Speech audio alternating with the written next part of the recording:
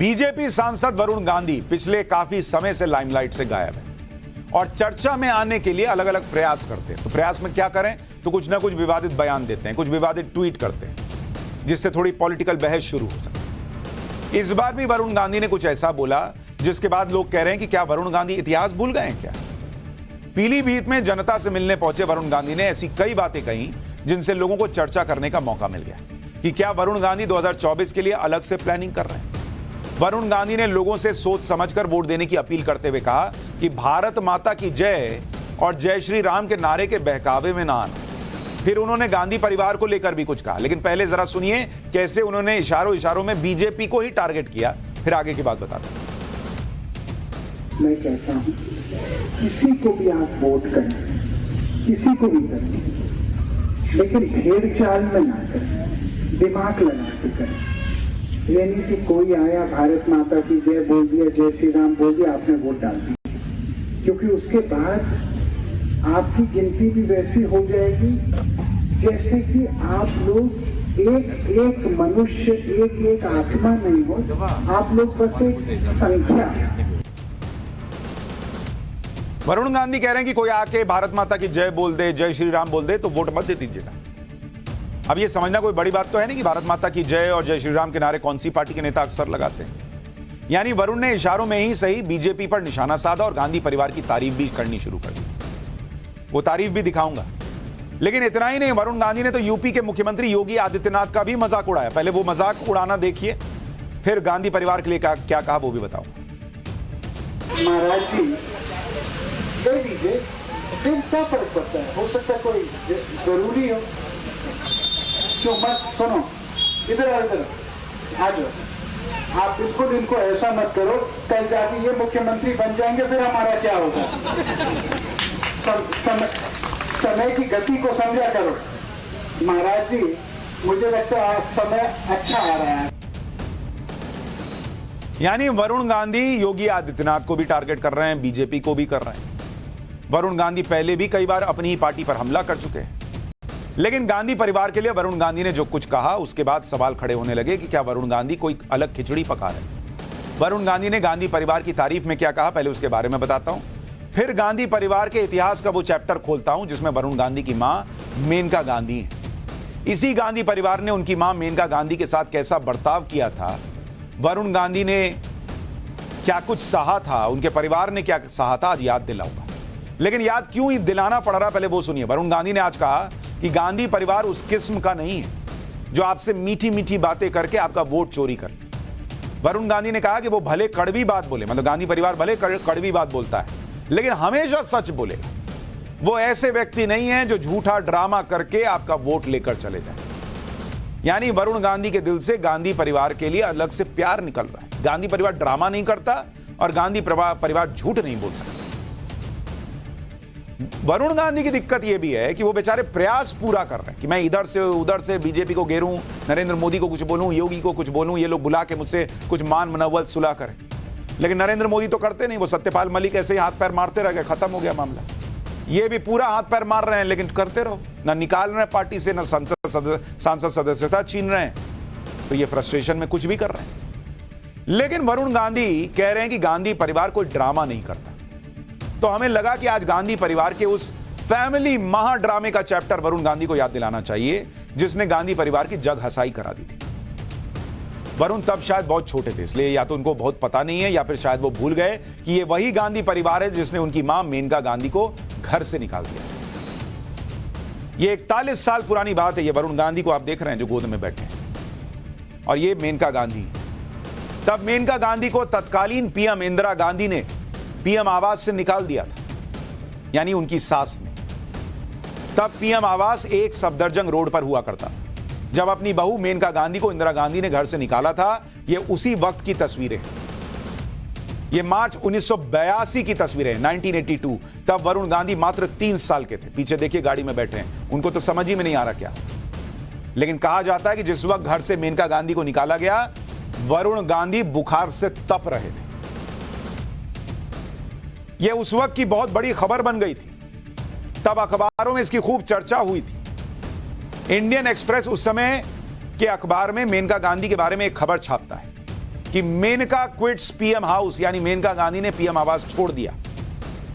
घर से निकलते समय की मेनका गांधी और वरुण गांधी की फोटो भी उसमें पब्लिश हुई थी।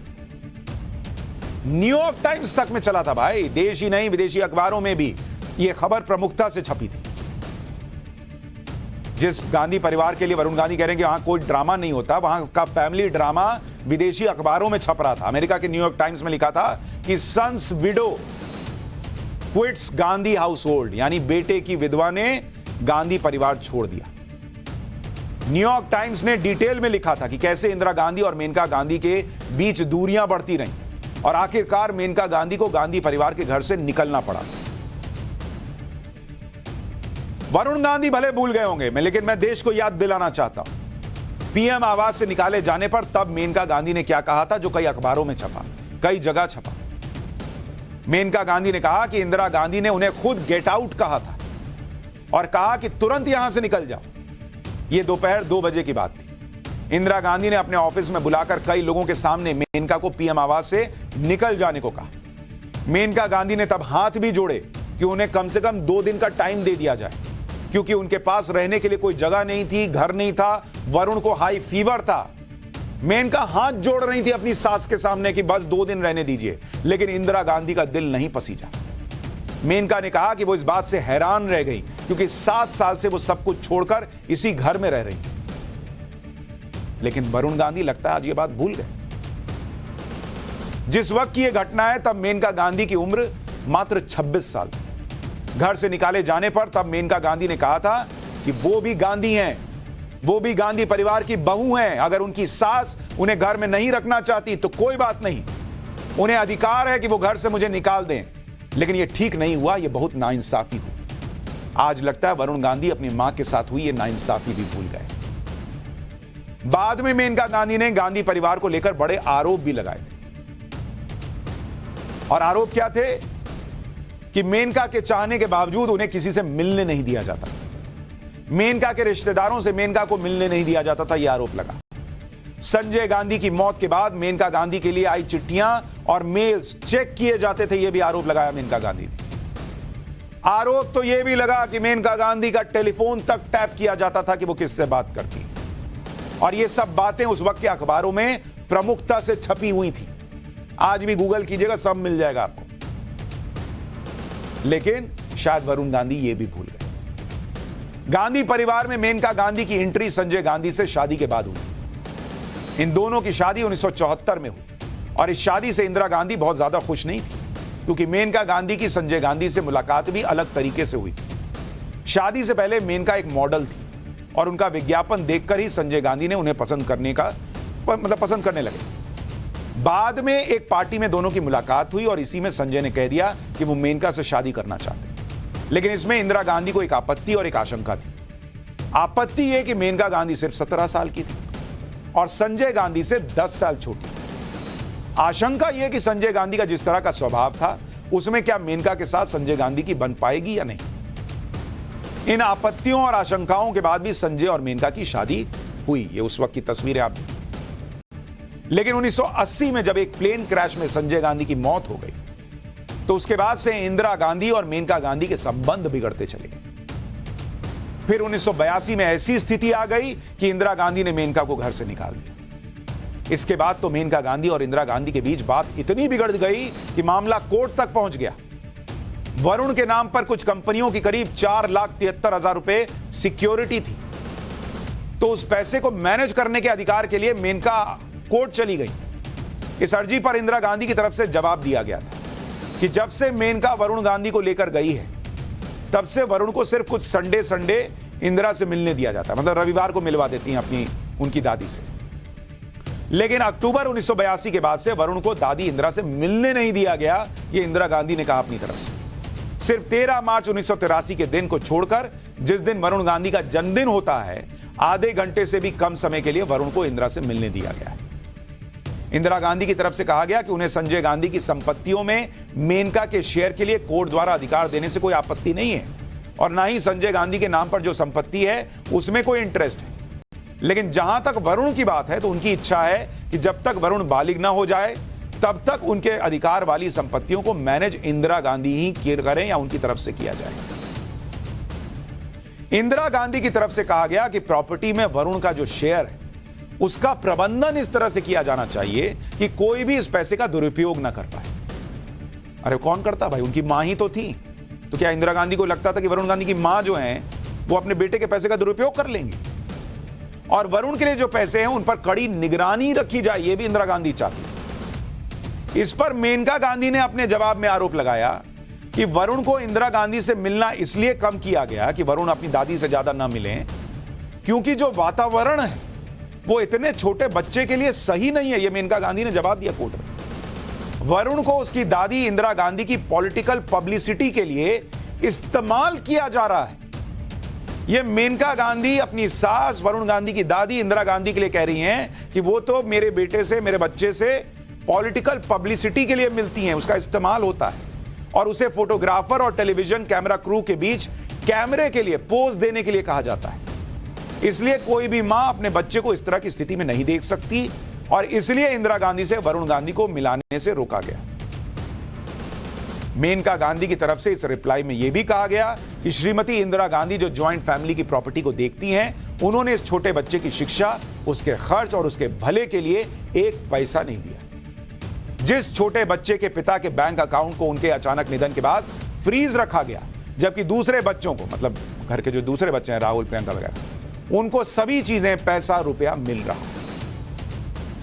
मेनका ने यह भी लिखा कि इंदिरा गांधी कह रही हैं कि उन्हें संजय गांधी की संपत्ति में कोई इंटरेस्ट नहीं है और वो ये संपत्ति वरुण की भलाई के लिए सिक्योर करना चाहती हैं। तो इंदिरा गांधी को सबसे पहले यह देखना चाहिए कि जॉइंट फैमिली की प्रॉपर्टी से बच्चे को उसका शेयर मिल रहा है या नहीं। दादी इंदिरा ने अपने पोते वरुण की किसी भी तरह से मदद नहीं की है, कोई पैसा नहीं दिया, उल्टे जब अधिकार मांगा जा रहा है तो आपत्ति दर्ज करवाई जा रही है।